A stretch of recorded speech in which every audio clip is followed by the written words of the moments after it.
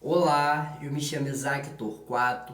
O tema do nosso vídeo de hoje é sobre os assuntos mais cobrados na prova da ESA. Hoje eu irei falar para vocês quais foram os assuntos mais cobrados de 2025 até 2023, como funciona a prova da ESA e como é esse contexto geral. Falarei mais ou menos sobre o período, como as questões ela cobra, de forma bem breve e resumida. A prova está se aproximando no momento que eu gravo este vídeo, e esse vídeo ele serve muito mais como um resumão ou também uma introdução, né? Você que quer começar a estudar para o concurso público de sargento da prova da ESA, então eu acho que esse vídeo ele é essencial para você, para ter sempre um norte. Beleza? Eu me chamo Isaac Torquato, eu tenho formação em História e hoje eu falarei para vocês como é que funciona a prova da ESA. O primeiro momento, pessoal, a gente deve se destacar que o quê? Como se estuda?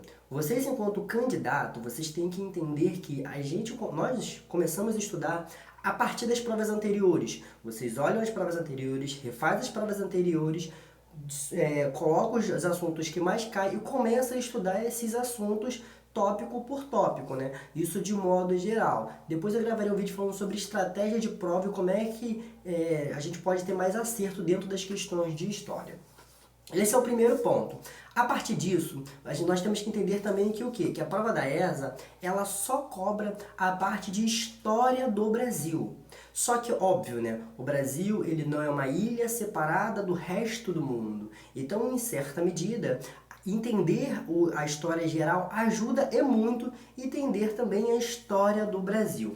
Beleza? Esses são os dois primeiros recados e vamos lá, porque esse vídeo ele vai ser muito prático. O primeiro ponto que nós devemos destacar que o quê? Que a história da ESA, ela foca muito em Brasil colonial, aquele período que marca de 1500 até 1822.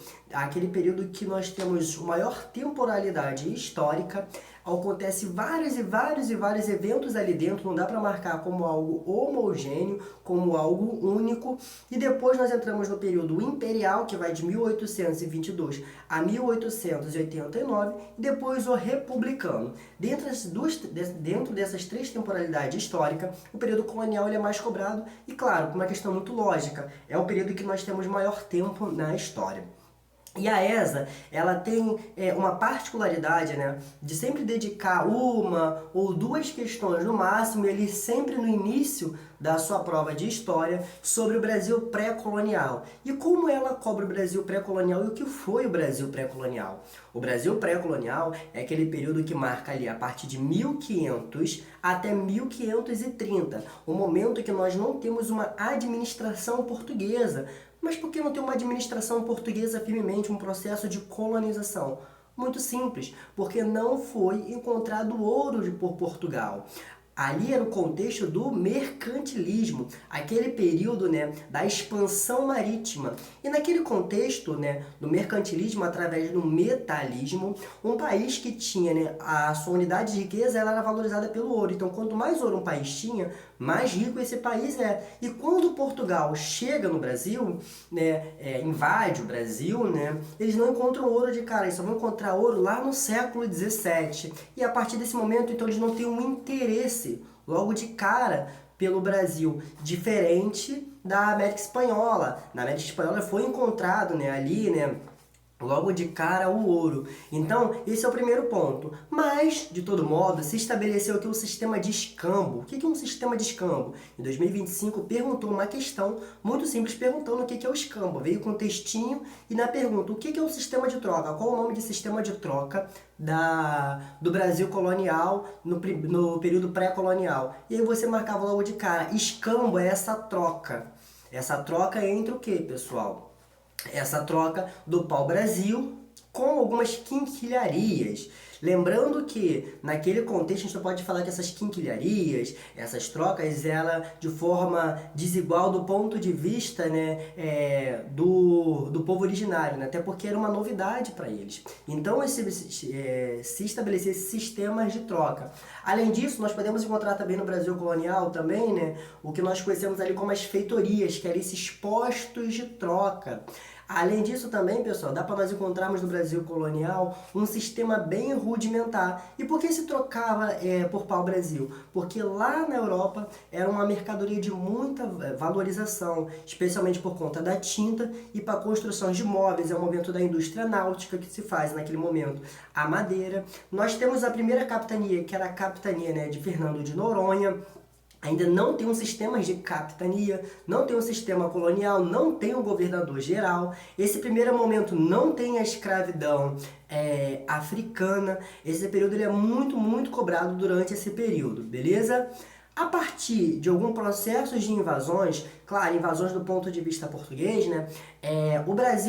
O Portugal olha para o Brasil e fala, opa, precisamos colonizar. Por que nós precisamos colonizar? Para não ter invasão e nós não perdermos essa terra que ali se encontra. E a partir disso nós temos a chegada do governador geral. Desculpa, a chegada das capitanias hereditárias, que foram grandes latifúndios através do sistema de plantation, né, que é como a monocultura, latifúndio, mão de obra escrava. No primeiro momento nós temos uma escravidão indígena, porque não se tinha numa perspectiva africana, né? Estava muito rudimentar ali, só que não deu muito certo. As capitanias não deram muito certo, só duas deram certo, São Vicente e Salvador, que foi a primeira capital do Brasil, e aí depois nós temos lá na frente, para solucionar esse problema, o sistema do governo geral, esse sistema que é marcado, né, através do governador, que é escolhido pelo rei, e aí ele vai administrar de forma mais direta o Brasil colonial. Ele vai lá para Salvador, até porque era um processo que tinha também bastante invasão, né, ou retomada dos povos originários. Saber esse contextozinho ali entre Brasil de 1500 até o governador geral, saber quais são os Tomé de Souza, Duarte da Costa e o Mendes Sá, você já consegue matar bastante, mas muita questão da essa. Então fiquem atentos ao Brasil pré-colonial e o início do Brasil, da administração portuguesa no Brasil. Ela foi cobrada bastante. Um segundo ponto, pessoal, que eu observei na prova de 2025 foi uma questão sobre a pecuária. O que é a pecuária?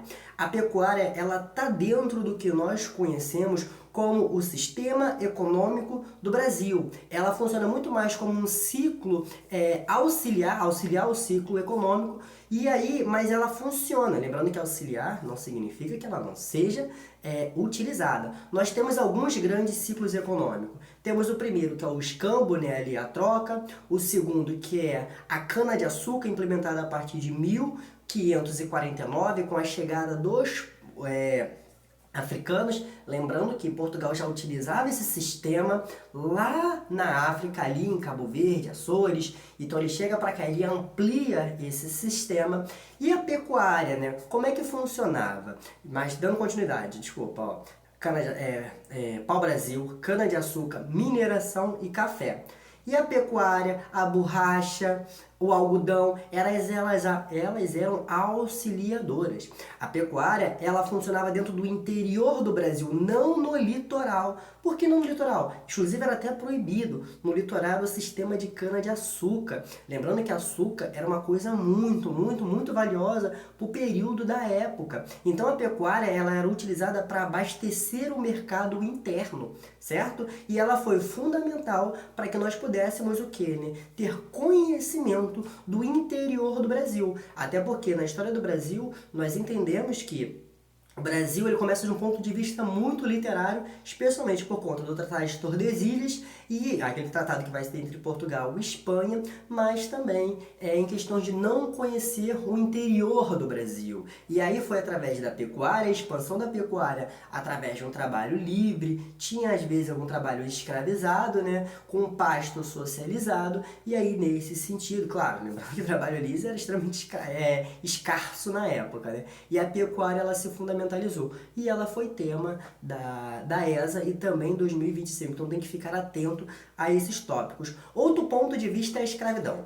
A escravidão ela é um período histórico que ela marca a história do Brasil. Não dá para falar sobre a história do Brasil sem falar de escravidão. Ela está dentro do DNA da nossa história brasileira. Ela pendurou ali, né, de 1549, 48, até 1881, de forma institucional, de forma legal. E em certa medida, né, após a abolição da escravidão, nós não temos a erradicação do que? Do fim desse processo das raízes do racismo. Então, é notório que quase todos os vestibulares abordem esse tema. E como é que a ESA ela cobra quando o período é sobre a escravidão?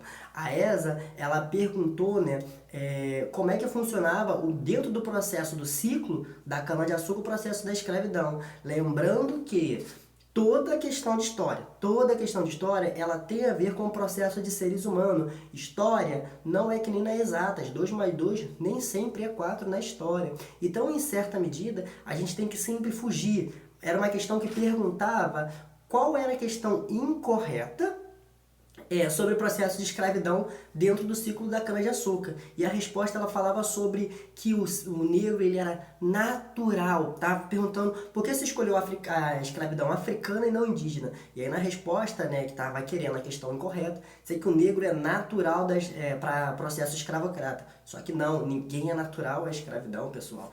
Em certa medida, e aí eu vou reforçar para vocês, né, a história é um processo humano, então tudo é uma construção social. E aí quando a gente pergunta, né, por que a coroa portuguesa preferia a escravidão africana e não indígena, a gente pode dividir em 3 pontos principais. Primeiramente, a questão religiosa, lembrando que na Europa vivia o processo, né, de reforma protestante, então precisava se buscar novos fiéis, a contra-reforma religiosa, ou também chamada de reforma religiosa. Então os jesuítas, eles vinham para cá, em certa medida, entre aspas, para caraca, protegiam os povos originários, né, que eles queriam converter, catequizar, mas se ele não fosse catequizado, aí poderia ocorrer o que nós conhecemos como guerra justa. O que era guerra justa? Era o indígena que não aceitava a catequização, ele poderia ser escravizado e estava na legislação da coroa portuguesa. Segundo ponto, pessoal, a escravidão, do ponto de vista da coroa, era algo muito lucrativo, passava por imposto, então a coroa ela incentivava a escravidão dentro do Brasil. E o terceiro ponto, não menos importante, é que o povo originário conhecia o território, ele tinha familiaridade, né, na sua geografia, então era muito mais fácil ele fugir ou se rebelar contra, né, aquele sistema. Lembrando que a África não é um país, ela é um continente, trazia africanos de diversas regiões, às vezes não falava a mesma língua, às vezes não se conhecia, às vezes eram rivais, isso também dificultava, lembrando, dificultava o processo de resistência. Significa que não tem resistência? Óbvio que não, resistência tem desde o primeiro momento que eles vieram para cá. E qual era esse processo de resistência? Eles cegavam as ferramentas, matavam os senhores de engenho, se suicidava também dentro desse processo. Então eram várias formas de resistir ao processo escravocrata. Show de bola? E isso foi cobrado no tema da ESA, então fiquem atentos ao processo da escravidão. Outro ponto que cai muito também é Era Vargas. Uma questão que caiu sobre Era Vargas foi sobre a CLT. Quando nós olhamos para a Era Vargas, a gente tem que dividir primeiro em 2 pontos. Primeiro, existe a Era Vargas, aquela de 1930 até 1945, e o segundo governo dentro da República Populista, que nós não chamamos de Era Vargas, que chama o que, né? Período Vargas, aquele contexto que vai de 1950 a 1951. Quais são as características que tem em um e a que tem no outro? Vamos pegar de 50 a 51. Primeiro, nós temos ali a ideia do petróleo é nosso, a nacionalização, nós temos também, né, aquele chamado, né, de entreguista, nós temos o de Vargas, não posso falar essa palavra porque isso vai desmonetizar o vídeo. Nós temos a chegada, né, do contexto da Guerra Fria, é um processo extremamente diferente. Ali ele foi eleito através do voto, né, bota o retrato do velhinho novamente, é o populismo e por aí vai. Tranquilo. O primeiro período, né, o não menos importante, o mais cobrado, é o contexto da Era Vargas, que nós dividimos em 3 fases. Governo provisório de 19 1930 até 1934, sem uma Constituição. Em 32, Revolução Federalista, e aí dali, onde é que São Paulo, né, não aceita esse processo, até porque já tinha perdido já ali quando Vargas do Rio Grande do Sul assume o poder na Revolução de 30. E aí em 33 abre uma Assembleia Constituinte. Em 34 nós temos uma Constituição, Vargas é eleito indiretamente por dentro do Congresso, mas a Constituição redigia voto direto, mas a primeira ele falou que não valia, tinha que ser indireto, ele criou a base dentro do Congresso, e aí nós temos de 34 a 37 o período que nós conhecemos como governo constitucional, através de uma Constituição. Em 35 ele diminui um pouco esse processo dessa Constituição, e em 37, a partir do Plano Cohen, elaborado por Olímpio Mourão Filho, nós temos o que nós conhecemos como Estado Novo, a ideia de criar um plano falso, dizendo que os comunistas estavam tocando o Brasil, tomando o Brasil, e a partir desse processo nós temos a ditadura do Estado Novo. E é aí que nós entramos numa questão da ESA, aonde foi cobrado qual foi a construção, né, da CLT, em que período e qual era o contexto, pessoal. A CLT, ela foi a consolidação das leis trabalhistas, ela está consolidando algo. E aí, lembrando que o Vargas olha para a Primeira República. Lá existiam as leis trabalhistas, mas era para determinados grupos. Por exemplo, tinha leis trabalhistas só para os ferroviários. Ele pega essas legislações e amplia, estica para todo o setor de trabalho. Lembrando que isso era o seu ponto da sua propaganda política. E claro, né, era um movimento de muita luta política dos trabalhadores. Não foi Vargas que deu a CLT. E aí a ESA gosta de cobrar Getúlio Vargas. Não foi cobrado uma vez só, foi cobrado várias vezes. Show de bola? Nós temos o sistema de capitanias hereditárias, como eu falei para vocês, já foi cobrado também. Fiquem atentos a esses temas. A capitania hereditária, tivemos o capitão donatário, que ele tinha os seus direitos e deveres através do foraz. Qual era o direito do capitão donatário, pessoal? Ele tinha um direito de lucrar com a terra. Ele era um fidalgo, uma pessoa muito rica, vindo lá de Portugal para cá. E qual é o seu dever? Proteger os territórios. Temos as Seis Marias. O que é as Seis Marias? Essa divisão desse latifúndio. Tranquilo? E tem que implementar o sistema da cana-de-açúcar. Até porque nós estamos falando de um latifúndio, monocultura e mão de obra escrava, o famoso plantation, e foi cobrado período passado. Beleza?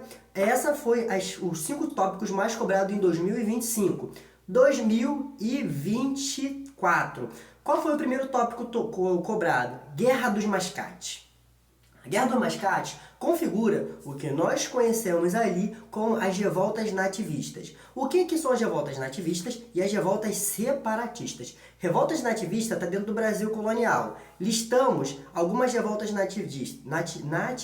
Nós temos Guerra do Mascate, Guerra dos Emboabas, Revolta de Filipe dos Santos, ou também Revolta de Vila Rica, né? E também nós temos a Revolta da Cachaça do Rio de Janeiro, que não é tão cobrada, e por aí vai. Beleza? Essas revoltas, elas têm um caráter do quê? Do próprio nativo. Lembrando que são revoltas da elite e tem um caráter de questionar o sistema colonial da América Portuguesa, do ponto de vista da elite olhando para a coroa.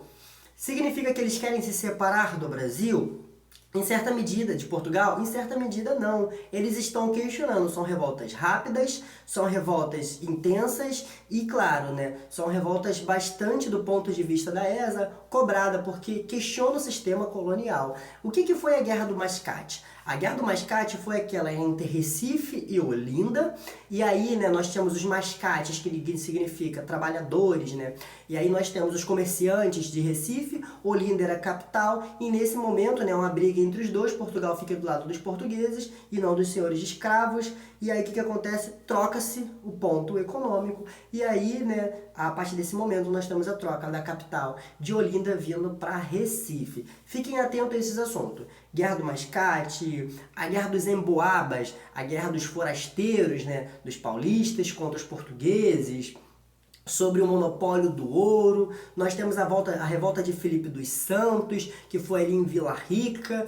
através da derrama do Quinto. A revolta de Beckman, que foi lá no Maranhão, Tomás Beckman e o Manuel Beckman, com a expulsão dos jesuítas. A ESA gosta dessas revoltas nativistas. Também nós temos as revoltas separativistas. Lembrando que a ideia não era separar o Brasil como um todo, e sim uma regionalidade. Uma vez que a ideia de identidade nacional é uma construção lá do período Vargas. Show de bola? Nesse momento a gente está falando de uma ideia de regionalidade. Se eu chego no Brasil colonial e pergunto para você, para mim, né? Você é brasileiro? Fala, eu brasileiro? O que é isso? Eu sou carioca, pô. Sou do RJ, tá ligado? Eu sou do Rio. Então, fiquem atentos a isso. Nós temos três. Quais são as três? Inconfidência Mineira, a do Tiradentes, nós temos a Conjuração Baiana, que foi cobrada também, e nós temos a Revolução Pernambucana. O que foi a do Tiradentes? Foi sobre o monopólio ali da questão, né, da crise do ouro. E aí, né, o que acontece? Eles reivindicam com medo da derrama, e aí tem um processo revolucionário. Do ponto de vista de todas essas revoltas, nenhuma deram certo, beleza? Nós temos a Conjuração Baiana, e quando cobra a gente tem que entender que o quê? Que ela foi a única que não foi feita pela elite e cria um processo de abolição da escravidão. E por último, a Revolução Pernambucana, que tem a ver com a questão sobre a separação, né, do Brasil de Pernambuco da colônia, uma vez que eles estavam pagando muito imposto para custear, dentro do que nós conhecemos como período joanino, a família real aqui no Brasil, fugida de Napoleão Bonaparte. Beleza? Isso é muito importante. Show de bola? Foi cobrado em 2024 temas como Guerra do Mascate, ciclo econômico da cana-de-açúcar, eu acabei de falar para vocês, revoltas regenciais. O que são as revoltas regenciais, pessoal? São as revoltas que estão dentro daquele período que nós conhecemos como o período do Império. Nós temos o primeiro reinado, que vai de 1822 até 1831, depois temos o período regencial de 31 a 40, e depois de 40 a 89, nós temos o que nós conhecemos como o segundo reinado. Dentro das revoltas regenciais, tinham dois grupos que disputavam ali a hegemonia política. Nós temos os liberais e os conservadores. Tinham um ponto em comum, os dois eram monarquistas, mas um defendia, né, uma monarquia mais descentralizada, o outro defendia mais uma monarquia centralizada. Beleza? Através do ato adicional de 1834, modifica um pouco a Constituição e nós temos uma descentralização, mas também uma centralização do poder, já que o governo ele era redigido através de algumas regências dentro do Brasil. E a partir disso, nós temos, né, setores da sociedade, tanto da elite quanto da classe mais pobre, se rebelando contra essa centralização e descentralização política. Nós temos o que nós conhecemos como a Farroupilha, que foi no Rio Grande do Sul, ela que vai durar, né, pendurar por bastante tempo, né, que vai de 1835 até 1845, passando já do contexto lá do período regencial. A Revolta dos Malês, que foi o quê? Foi uma revolta de escravizados muçulmanos, beleza? Que vai pedir o processo de abolição através das questões religiosas. Nós temos a Sabinada, nós temos a Cabanagem, os cabanos lá no Grão-Pará, no atual Amazonas. Vocês têm que ficar atentos a isso, são revoltas que já caíram na prova da ESA. Então, entender essas revoltas regenciais, e do meu ponto de vista, eu acho bem complexo pensar essas revoltas. É muito importante a gente pensar, beleza? Revolução Pernambucana já caiu também em 2024 e nós temos também, né, como um ponto forinha da curva ali, o governo do FHC. Foi perguntado sobre quais empresas o FHC ele privatizou. Pensar em Fernando Henrique Cardoso é o período que vai de 1995 até 2002. Nós tivemos 2 mandatos. A Constituição não permitia reeleição e não permitia mandatos de 4 anos, era 5 anos. Através de uma emenda constitucional, reduz para 4 anos e 2 mandatos. Ele que consolidou o Plano Real, já que ele vai elaborar o Plano Real, né, junto com Ciro Gomes e um outro economista. E aí, pessoal, pensar em Fernando Henrique Cardoso é pensar em neoliberalismo, é pensar em certo tipo de privatização. A ideia do neoliberalismo é o quê, né? É o Estado diminuir o próprio Estado, privatizando, fazendo cortes públicos, beleza? É o momento do fim da União Soviética, a consolidação do capitalismo enquanto sistema político-econômico, né? Enquanto modo de produção hegemônico. Então, pensar em FHC é isso, é pensar em privatização. E quando foi cobrado na ESA, estava perguntando quais empresas o FHC ele privatizou, beleza? E na resposta eu não lembro agora o nome, mas eu lembro de algumas que tinham. Tinha a Eletrobras, que não foi privatizada dentro do seu governo, foi 2018. Nós tínhamos também, né, a Petrobras só metade dela é privatizada, entre outras. Então fiquem atentos a esses nomes. Cai muito pouco sobre Nova República, mas a gente tem que ficar atento a isso, porque quando cai é difícil, é chatinho, e aí a gente tem que cair para dentro. Beleza? Outro ponto foi o primeiro reinado, que caiu na prova de 2023. 22. O primeiro reinado é aquele período que marca ali de 1831 até 1822, até 1831. É o período que Dom Pedro I, ele vai fazendo esse processo de independência. Ele assume o governo e quando ele assume, ele centraliza o poder através da Constituição de 1824, com a divisão dos 4 poderes, revogando aquela Constituição feita, né, através ali chamada de Constituição da Mandioca, que descentralizava o poder. E aí ele centraliza através do Executivo, Legislativo, Judiciário e Moderador. Lembrando que o Executivo e o Moderador compunham o poder do rei. E o Moderador ele tinha poder para vetar todos os outros poderes. Era um governo extremamente autoritário, não teve muito sucesso, perdeu na Guerra das Seis Platinas, inclusive foi tema também de questões da ESA, e também ele faliu bancos, não teve muita popularidade e abdicou do trono forçadamente. E aí nesse momento nós temos a chegada do período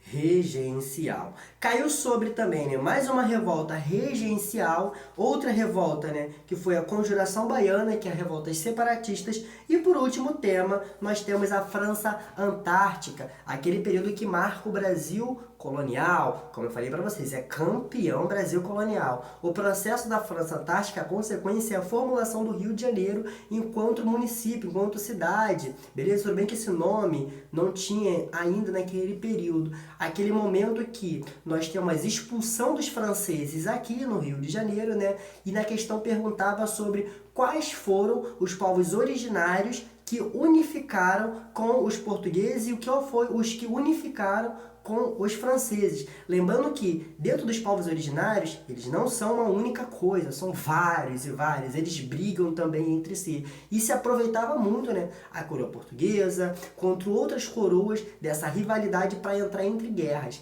E aí nós temos os tamoios junto com os povos franceses, e depois nós temos os tabajaras junto com os portugueses reunindo uma guerra, e no final Estácio de Sá funda a cidade do Rio de Janeiro. Beleza? Recapitulando, pessoal, os temas mais cobrados. Eu gravei aqui, botei uma listinha aqui, né? Vamos lá. Brasil colonial, pecuária, escravidão, era Vargas e capitanias hereditárias. 2025, temas mais cobrados. 2024, Guerra do Mascate, ciclos econômicos como a cana-de-açúcar, revolta regencial, governo do Fernando Henrique Cardoso e Revolução Pernambucana, fechando 2023. Indo para 2025, 2024, fechando 2024. E 2023 nós temos Era Vargas, primeiro reinado, França Antártica e Revolução Regencial, e nós temos a Conjuração Baiana. Show de bola? Esses são os temas mais cobrados. Dei um passeio de modo geral sobre o que é a prova da ESA. Espero que tenham curtido, espero que tenham gostado. Eu me chamo Isaac Torquato, compartilhem esse vídeo e é nóis, tamo junto. Boa prova a todos e aí venceremos.